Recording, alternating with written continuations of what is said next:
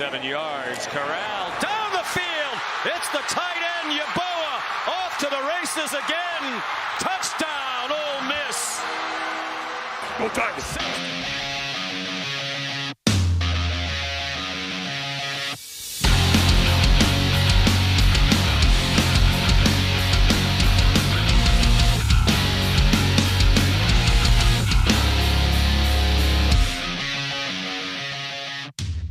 What's up, everybody? My name is Jeffrey Gardner. Welcome back once again to another episode of Upset Alert. It is episode number 78 of the Ultimate College Football Podcast, celebrating all 130 teams in FBS. We are taking a look, for those of you who are live here on twitch.tv/robotbraineater with us. You are looking live at some highlights of the Florida Texas A&M upset that took place this past weekend. It has really been an interesting look at college football over the past weekend. Lots of big highlights to go over. Lots of, I think, big storylines to recap for us. Looking back at what was Week 6, the sixth weekend in college football for the 2020 season.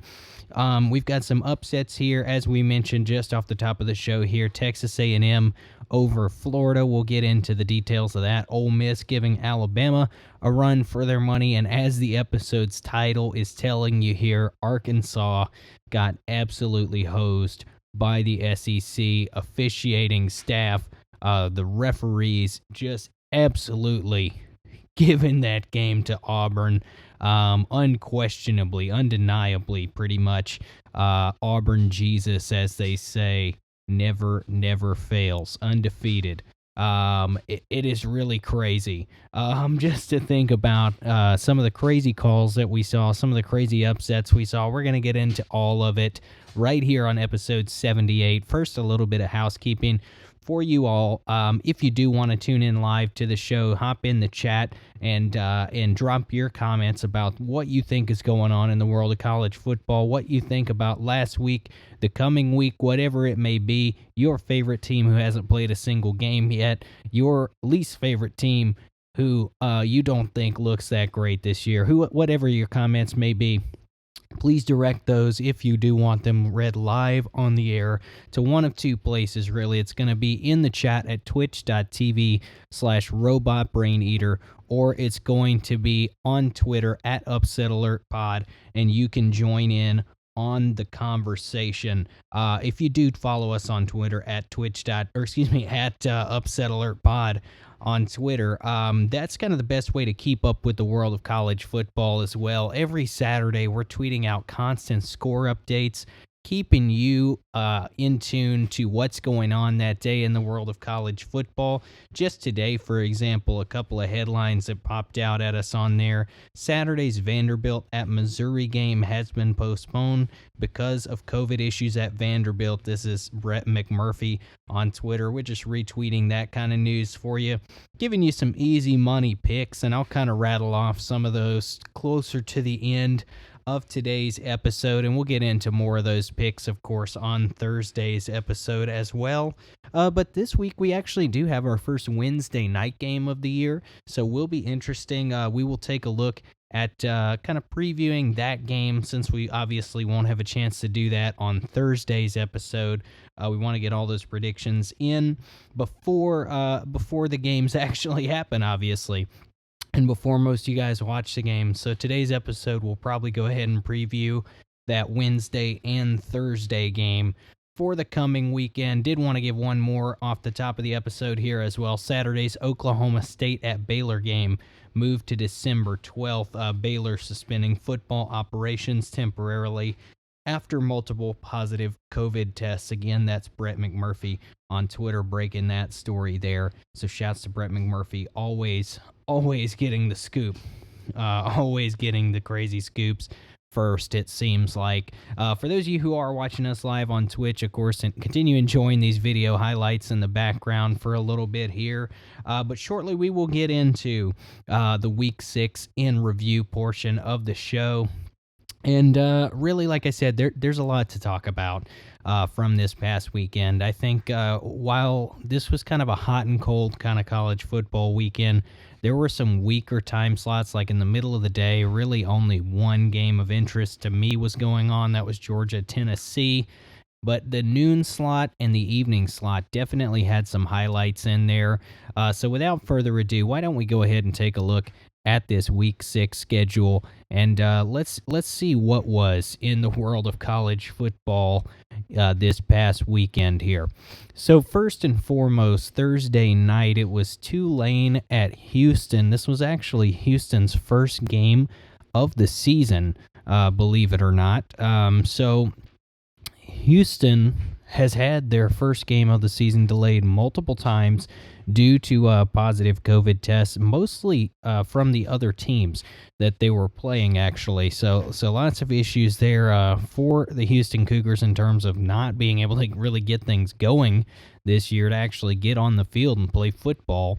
But they do get their first game of the year hosting the Tulane Green Wave, a team that hasn't looked too bad to this point in the season. I picked Tulane in this game just mostly based on the fact that they've actually played real football this year, and Houston had not. Houston, however, does pick up the win 49-31.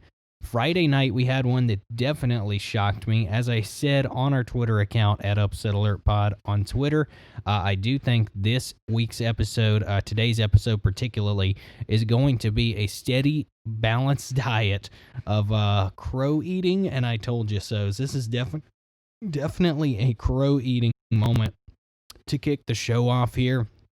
I thought Louisville was easy money, -5, I believe was the spread at Georgia Tech, somewhere in that neighborhood at least.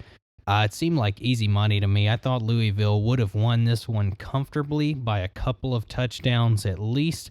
That was not the case, simply put. Georgia Tech makes it look worse than it was late in the game, but they wind up winning this one 46-27 over the Cardinals.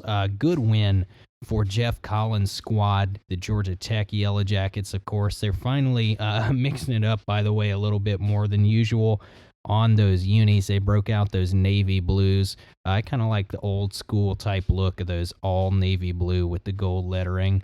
Kind of more interesting, I think, than they're in the past when they used to wear the white at home and on the road. Into Saturday's full slate of games.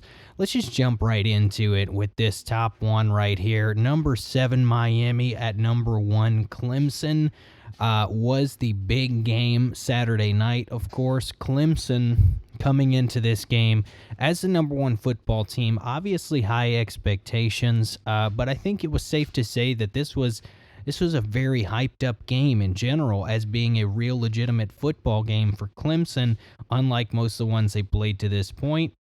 I know that's the way I was feeling. That's the way I was talking about it. This was a game to me that was maybe the most exciting game on paper to this point in the college football season. Coming into it, at least, it did not live up to those expectations at all. Needless to say, Clemson wins 42-17, just a dominant performance. This was really the breakout performance that I think Clemson had not had yet to this point in the season. So you got to give credit to the Clemson Tigers, because Miami has looked very good to this point in the season. They have pretty much beat up on everyone that they have played. Most recently, I suppose, Florida State. Before this, they just creamed, of course. And this is a good-looking Clemson team, right? What can you say other than this offense is pretty much impeccable?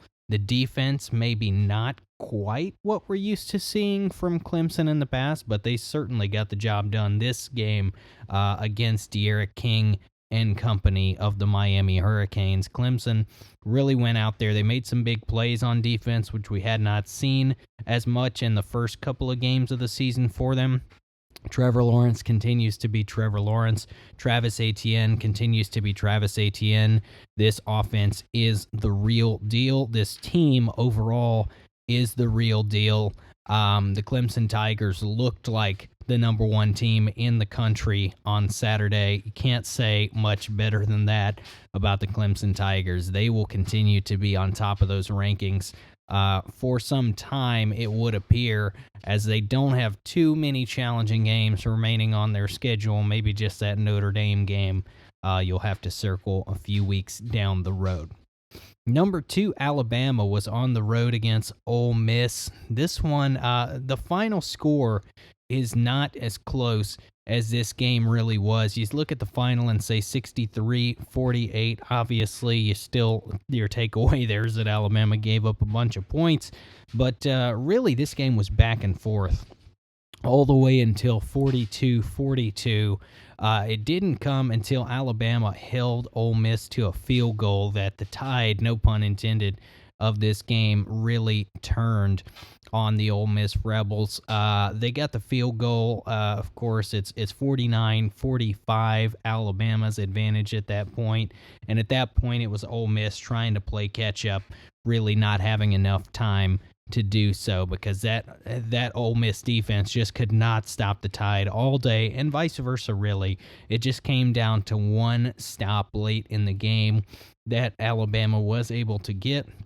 I believe it was a bad snap for Ole Miss on the play, ultimately causing them some negative yardage there. But this is an Ole Miss offense that looked absolutely explosive out there, chucking the ball down the field. Matt Corral looks great running the football. He looked pretty good as well. They were getting some decent chunk plays running the football with their halfbacks as well. This is just really, really an impressive Ole Miss offense this year. Alabama's offense is what we thought they would be, right? They are spectacular.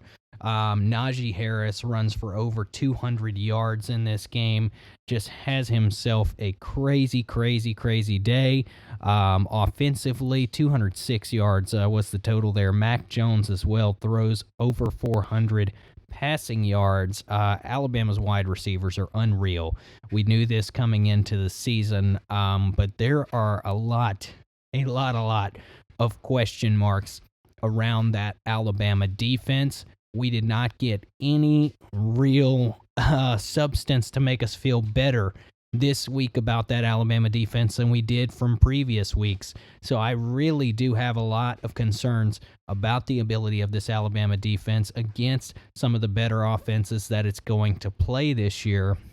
Of course, you saw them against Texas A&M. They only allow 24 points versus Texas A&M, we'll get to in just a moment, dropped 41 on Florida this week. So maybe the Alabama defense a little stronger than Florida's, I don't know. But by contrast, they gave up a lot more points to Ole Miss than Florida did.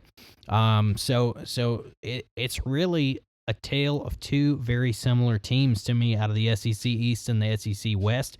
It's very interesting. I did not expect to be comparing Alabama to Florida in terms of offensive firepower and defensive just ineptitude to this point in the season, but that's really where we are. It's has a chance, we'll say, to get exposed against a Georgia offense that is not as high-powered as Ole Miss's, but a Georgia defense that certainly can go toe-to-toe with this Alabama offense. It's going to be an interesting game this coming weekend, of course, in Tuscaloosa, 8 p.m. CBS. We're going to get all kinds of time to spend on that one on our preview episode on Thursday. But that is the most important game to this point in the season in terms of college football playoff implications. Georgia at Alabama next Saturday. So pretty interesting.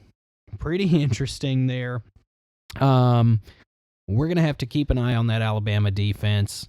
We won't spend too much time on the Crimson Tide here, getting into the weeds. Like I said, we'll save the previews for Thursday's episode, but the Tide win ultimately, whether it was pretty or not, 63-48 over Ole Miss.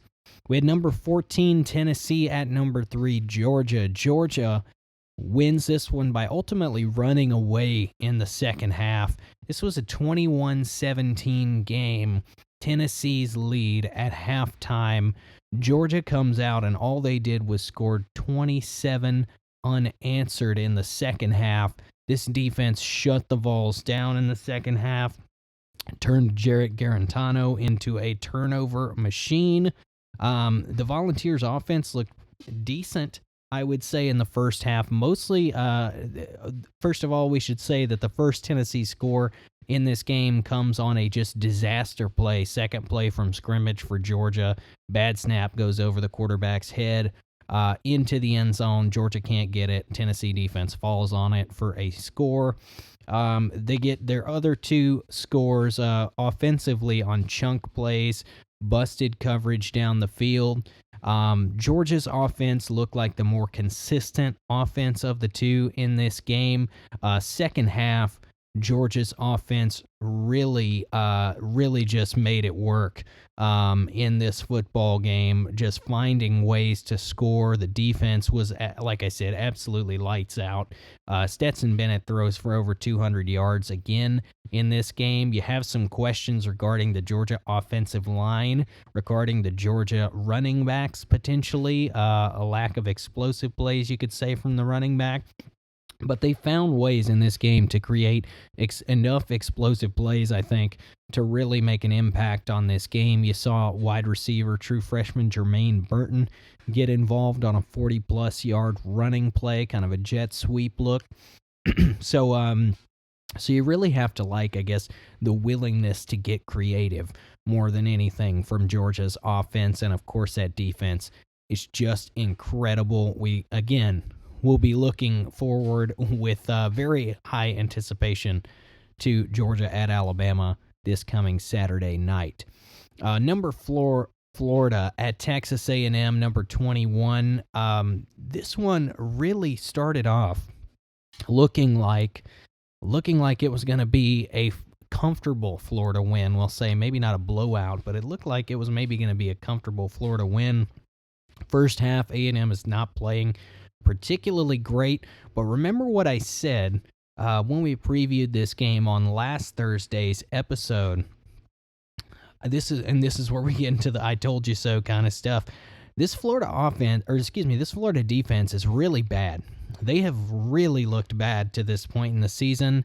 And looking at Texas A&M's offense, while they haven't just been lights out or anything like that, they have been a team for a while now, of course, with Kellen Mond at quarterback, with some of the guys they have at skill positions, that they are very capable of putting some points on the board, especially on weaker defenses. Florida's defense has been awful to this point in the season, almost as awful as their offense has been good. So this is really a game that, looking forward to it, I thought that there was a chance Texas A&M could keep this one close and possibly win it. I held short of predicting A&M to win it, but as it turns out, as we're learning a recurring theme on this show week to week, I got to go with my gut and push it maybe one step further than I think I should. Texas A&M wins this football game outright on a game-winning field goal as time expires, 41-38. Dan Mullen in the postgame, I thought this was a really bad look for a number of reasons, but we won't get into kind of the politics of this. But Dan Mullen in the postgame is discussing how the crowd really affected that game at Kyle Field, how he thought that was a significant factor, and how he wants the Florida athletic department, the university, to back the idea of filling the swamp, packing the swamp out, as the governor of Florida has allowed for full capacity sporting events. It's really up to those individual institutions if they decide to implement that or not. It's just a bad look, I think, for Dan Mullen to come out after your defense got exposed all day long by Texas A&M, who did not look great against Vanderbilt 2 weeks before. Looked awful, actually, offensively in that game. And then put up 24, I suppose a respectable total, against Alabama. But this is a team who's 1-1 coming into this game. You're favored significantly coming into this game. I look at this and say, all you've really got to say is, this 25 or 30% crowd had such an effect on the game. I think we need to get that same advantage coming into our game this weekend against LSU. Ooh, I mean if that's your only take coming out of this game, you are ignoring what's right in front of you, which is the gaping holes on the defensive side of the football. This Florida offense, by the way, don't forget they are not running the ball very much. As good as they are passing the ball, they are not running the ball very much in this style of offense that they're currently running. So they've really got a couple of holes, I think, that need to be filled before they worry about blaming anything on a 25 to 30% capacity crowd at Kyle Field. This team did not look great on defense. And of course, like I said, pretty one-dimensional on offense, though that one dimension is nearly perfect through the air. Texas A&M, tip your cap. I picked this team to go 5-5 in the preseason. I did not think they would win this football game at all coming into the opening weeks. Coming into this game, having seen Florida get exposed defensively a little bit, though, I thought maybe there was a chance for it, and it turns out that was correct. That was justified there. Let's keep moving along. We'll kind of speed through the next couple here. Florida State at number 5, Notre Dame. Notre Dame picks up the win, 42-26. This one uglier than you would expect from Notre Dame. Florida State, of course, has been very bad to this point in the season, even trailing FCS Jacksonville State for a good portion of that football game last week.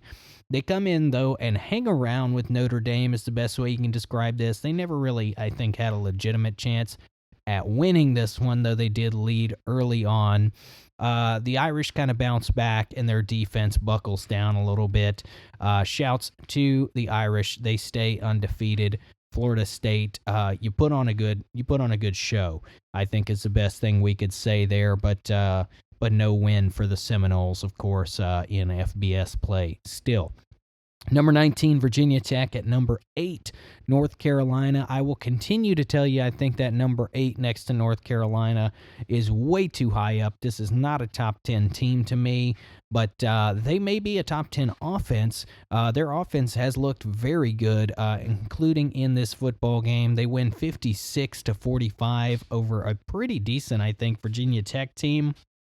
I will tip my cap to the Tar Heels, as this is the win of theirs that has impressed me the most to this point. I do like this Tar Heels team. I just think they are overrated at number 8. They are a legitimate threat, along with potentially a Miami, to threaten Notre Dame for that second spot in the ACC championship game, along with Clemson. Though that will be interesting to see how this ACC championship picture shapes up down the stretch, especially with them having no divisions this year, just taking the 2 best teams from the conference. Arkansas at number 13, Auburn. This one worked its way into the title of the episode for a reason. If you watch this game, the number one takeaway that you have has to be that Arkansas got absolutely hosed by the SEC officials in this football game. For those of you who did not get a chance to watch the game, I'll kind of just describe it for you briefly here without getting too far into the weeds. Essentially, what you see is Arkansas with a little bit of a lead, okay? So they had a 1-point lead coming down the stretch in this football game. Auburn has the football and are driving. They kind of have some poor clock management on that final drive. They go to spike the football. And this is actually a rule that I just recently learned because it came up in another game I was watching earlier this season. Bo Nix muffs the snap and then picks the ball up off the ground to spike the football. Now, that is a penalty. That is a penalty if you muff the snap. So if the ball touches the ground and then you pick it up and spike the football, that is considered intentional grounding. It is for some reason different than regularly spiking the ball. I don't know why that determination is made whenever, but whatever. That's neither here nor there, because the point is he actually, when he picks the muffed snap up, he spikes the ball backwards, which should be a live football, which was, I will say for emphasis, clearly recovered by Arkansas in the aftermath. An Arkansas defensive player clearly recovered that ball in the following moments after he spiked that ball backwards. Now, the replay clearly shows all of this, but for some reason, the call on the field is made as the penalty. So they do give the loss of down. They do put the ball at the spot where Bo Nix was, but they do not call it a fumble. They do not give the ball to Arkansas, which would have sealed the deal for the Hogs in the game. They instead allow Auburn to keep the football with the loss of down. They bring their field goal unit out and kick the game-winning field goal with less than 10 seconds remaining in the game. Arkansas absolutely got hosed on this play. There's really nothing more that you can say about it. I don't see how you can have any other take. The SEC officiating actually put out an official statement later on trying to defend the call. Everybody's seeing right through this thinly veiled attempt. I get you have to stick up for your guys, for your officials, with your statement that you follow up with. But everybody who watched this, you can see it plain as day. It is a backwards spike. There is a clear recovery by an Arkansas defender. So Arkansas fans, I would just go ahead and put an asterisk next to that Auburn win from this past Saturday. That was a complete joke. The Hogs have looked more than impressive, I would say, thus far this year. They ultimately lose by a significant amount against Georgia back in week 1, but came out strong in that game. Looked great in the first half of it, at least you can say. They pick up a big win over Mississippi State. They should have had this win over the Auburn Tigers as well. So shouts to the Arkansas Razorbacks. Sam Pittman has them looking better than I could have imagined this early in his head coaching tenure there. Moving right along, UTSA at number 15, BYU. BYU continues their winning ways. This was their closest game thus far, though. Just a 27-20 win for BYU in this one. I do like this Cougars team. I do think they're a legit top 15 or 20 team. And their offense has been particularly impressive. This game, shouts to the UTSA Roadrunners.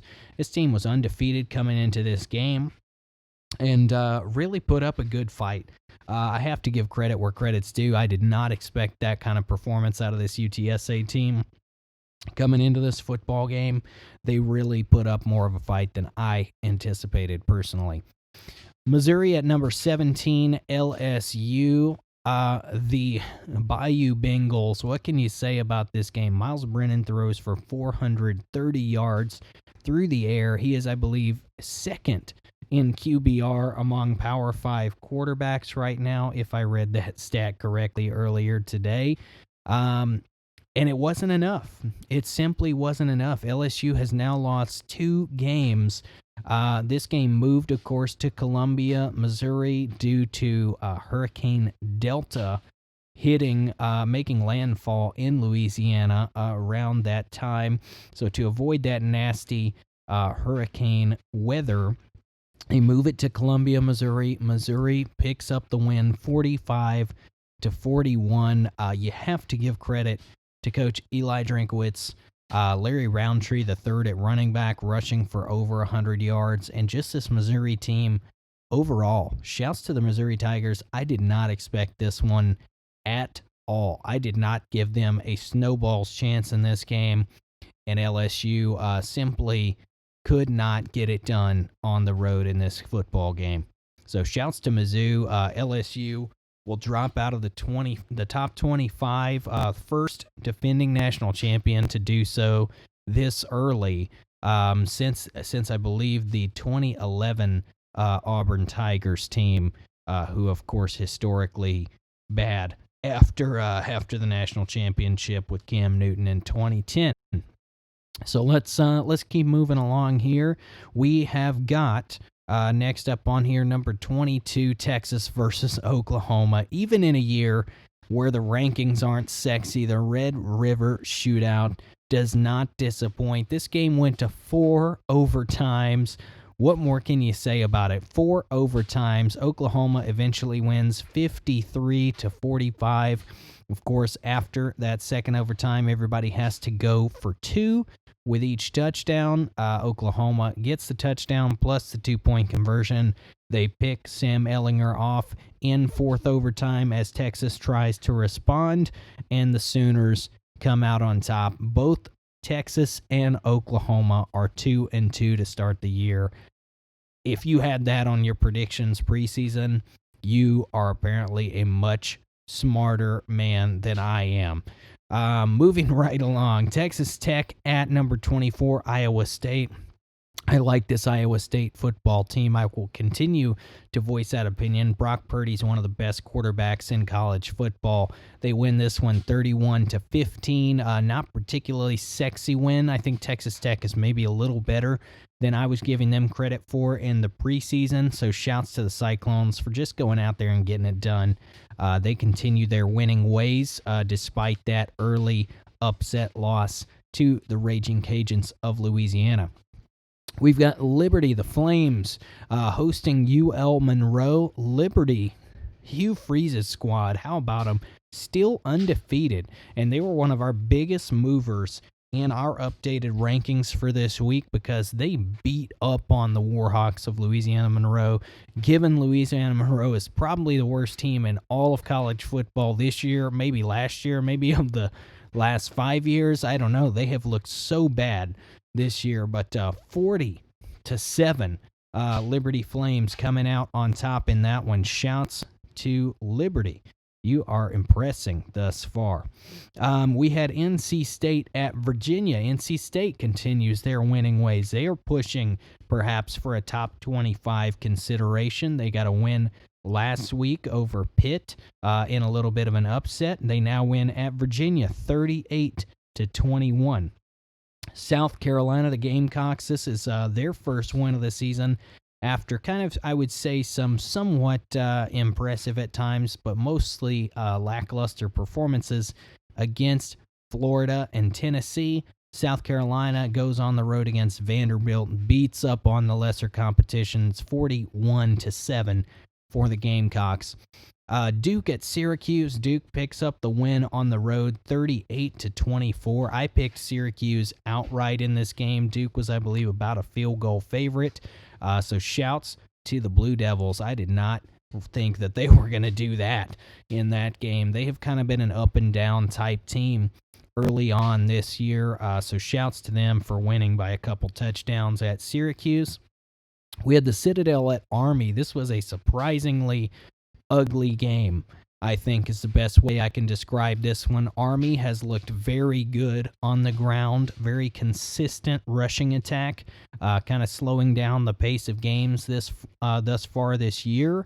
It's not a sexy win. They had to grind this one out, but they do win it 14-9 over the Citadel, of course, not an FBS team, so avoiding disaster, perhaps, is the way you can describe that for the Black Knights of Army West Point, of course. Arkansas State, one of my picks to make that Sun Belt Conference championship. They have not, it has not been pretty at times, but they continue, for the most part, to get it done when they need to get it done. 50-27. This is certainly not a pretty win over Central Arkansas, an FCS team. As I've said before, shout out. We've seen a lot of Austin Peay and a lot of Central Arkansas on the schedules. They are helping these other teams fill their schedules out. So you have to give all the love and respect to the Bears of Central Arkansas. I think we're all Central Arkansas fans for giving us more football, for allowing these Sun Belt teams, a lot of these group of 5 teams who are allowing out-of-conference play in multiple games to finish out their schedule here. Moving right along, Texas State at Troy. Troy wins this one 37-17 over the Bobcats. Troy has looked pretty decent, I would say, this year. For the most part, they're kind of what looks like an average to above average as far as the Sun Belt goes this year. Texas State has not won a lot of football games. Of course, they have played some close ones against better teams than they should be competing with, but ultimately haven't won a bunch this year. So shouts to Troy for getting a win that they probably should, by a margin that they probably should as well. Pitt at Boston College. Pitt just is on a bit of a skid right now, it appears. They lose a 1-point game to NC State last week. They lose a 1-point game in overtime to Boston College this week. BC wins 31-30, and this Boston College team, along with NC State, to me, is making a push to be a top 25 football team. They are right on the fringe right now. Kansas State at TCU. Speaking of fringe top 25 teams, I think this was two of them, because these teams had upset wins over what we thought would be the two best teams in the Big 12 this year. TCU just beat Texas recently, of course, and Kansas State, going back a couple weeks, beat Oklahoma. Kansas State ultimately comes out on top in this one, 21-14. So shouts to K-State, the Wildcats. They have the edge going forward, and they are looking good. They're sitting pretty in the Big 12 standings right now, right up there with Oklahoma State, kind of tied, I suppose, for first in the conference. Middle Tennessee at Florida International. Have to give credit to the Blue Raiders. They have not looked great this year, but they pick up a road win against FIU 31-28. Middle Tennessee was second from the bottom on our rankings. They were down in that 126 slot. They have taken a slight bump up. Florida International is not very good, so they haven't taken much of a bump up. But shouts to the Blue Raiders. If they continue to find some ways to grind out wins, then maybe they will jump out of that kind of 120s area and maybe at least into the 110s, 100s range in terms of our overall rankings. With Temple at Navy, Navy picks up a close win in this one. Navy has been very up and down this year, so you have to give credit to them for grinding out a win. They have had some ugly losses against Air Force and BYU. They have also had some wins, so shouts to them for finding a way to win this one, 31-29, over a decent Temple team, I think is the best way I can describe them. So good on Navy here. With South Florida hosting East Carolina wins 44-24. A pretty impressive win, I think. Both of these teams have looked fairly bad to this point in the season. South Florida, to be quite frank, after this loss, we have to put down in that kind of bottom 10 range in all of college football, which is shocking, I think, for a program that as recently as about a decade ago, I suppose now at this point, was a top 25 team, a New Year's Six bowl contender. East Carolina, on the other hand, they do not have, I would say, that same program history. They haven't looked great either, but they pick up a significant win, I think, in this football game, distancing themselves from the bottom feeders in the AAC. UTEP at Louisiana Tech. Louisiana Tech winning that one 21-17. UTEP, I have to give credit where credit is due. As those of you who have been listening to this podcast for a while probably know, I picked this team to be the worst team in college football for 2020 preseason. They are not that.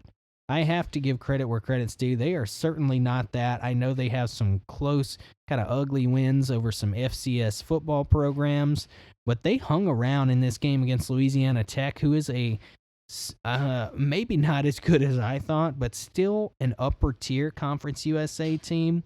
So I will read you guys off a message I got from my buddy Gabe. You guys know him as our resident Sun Belt expert, Gabe Thomas.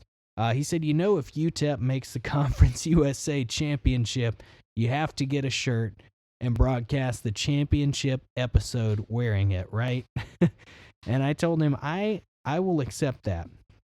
I will accept that as my fate. They keep finding ways to stick around, to grind out ugly wins. I do think Louisiana Monroe to this point in the season has been the worst team in college football. I have to say, for the coming week, and Gabe will appreciate this because he was saying how concerned he is about his team, Georgia Southern, based on their performance against Louisiana Monroe. I have to say, this coming week, UMass is a 28-point underdog to Georgia Southern. If UMass loses to Georgia Southern by 28, I am prepared to say they are a worse team than Louisiana Monroe, who played Georgia Southern fairly close. ULM is absolutely awful, but if anyone is losing by 28 to Georgia Southern, who needed a last-minute failed 2-point conversion to beat Campbell and a 2-point kind of grind-out type win against Louisiana Monroe, then I at that point I would be prepared to say UMass is the worst team in their first game back this coming season. I don't think that's going to happen.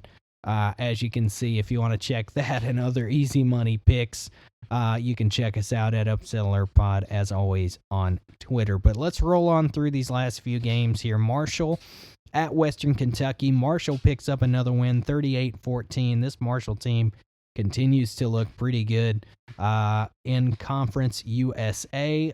Western Kentucky continues to disappoint. They have just not lived up to any kind of halfway decent expectations this year. Mississippi State at Kentucky. What can you really say about this one? This is just a Mississippi State team that won against LSU and rested on their laurels immediately, it seems like. I'd like to take a look real quick at some of KJ Costello's stats here for this season. So if we look at KJ Costello, and just remember, stick it in the back of your mind that this guy against LSU set the single game SEC passing record, over 600 yards passing, absolutely outrageous numbers. With that in your mind, that he had that incredible game, here are KJ Costello's stats for this season.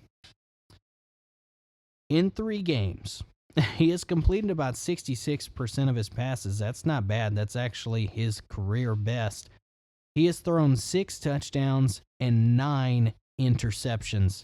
That is just really bad, right? What can you say? He got benched at some point in this Kentucky game.